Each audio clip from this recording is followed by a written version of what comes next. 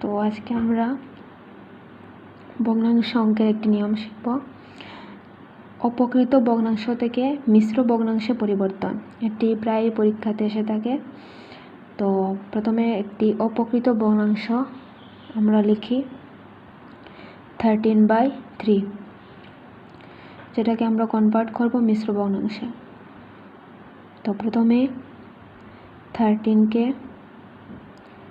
3 দিয়ে যদি ভাগ করি তাহলে 3 4 12, ভাগশেষ থাকবে 1, আর তো যাবে না।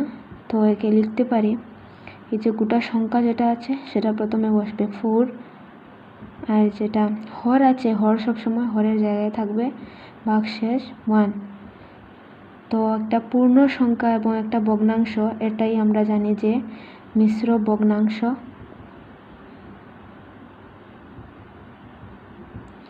তো অপকৃত ভগ্নাংশ থেকে কনভার্ট হয়ে গেল মিশ্র ভগ্নাংশে।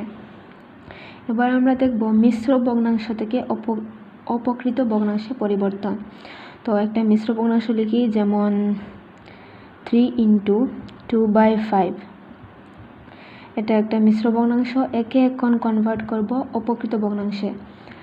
তো প্রথমে হর যেটা আছে সেটা হরের জায়গায় থাকবে, এরপর হরকে পূর্ণ সংখ্যা দ্বারা গুণ হবে এবং লব দ্বারা যোগ করব, মানে সরলের ক্ষেত্রে যেরকম প্রথম গুণ তারপর যোগ হয় ঠিক সেভাবে।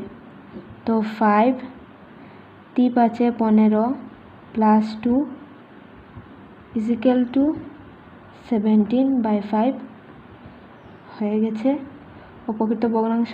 কারণ এটার লব বড় এবং হর ছোট, আমরা জানি এটা একটা অপকৃত ভগ্নাংশ।